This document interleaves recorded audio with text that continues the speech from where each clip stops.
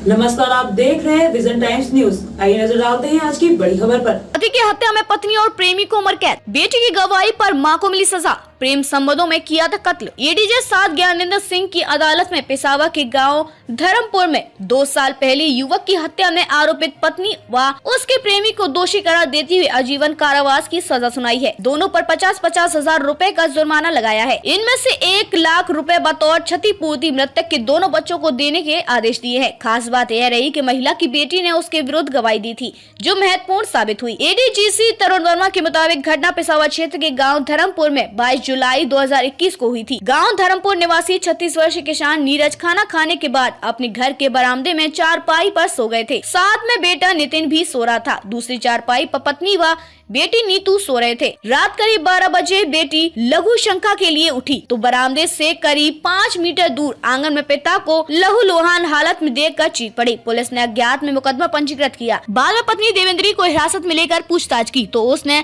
जुर्म कबूल कर लिया था। पत्नी ने बताया कि गाँव के आशु उर्फ कालू से प्रेम संबंध चल रहे और उसका पति उसमें बाधा बन रहा था, इसलिए पति को रास्ते से हटाने की योजना बनाई थी। उसे खाने में नींद की गोली मिलाकर खिला दी। उसको सोने के बाद प्रेमी को बुला लिया और फूकनी से प्रहार कर उसकी हत्या कर दी। इसके बाद बेडशीट व रक्त रंजित कपड़ों को छिपाकर गेहूं के कुटले में रख दिया था। पति को घर के आंगन में डालने के बाद घर में पोछा लगा दिया था। खबरों में अब तक के लिए बस इतना ही। फिर होगी आपसे मुलाकात ऐसी एक बड़ी खबर के साथ। तब तक के लिए नमस्कार और देखते रहिए विजन टाइम्स न्यूज।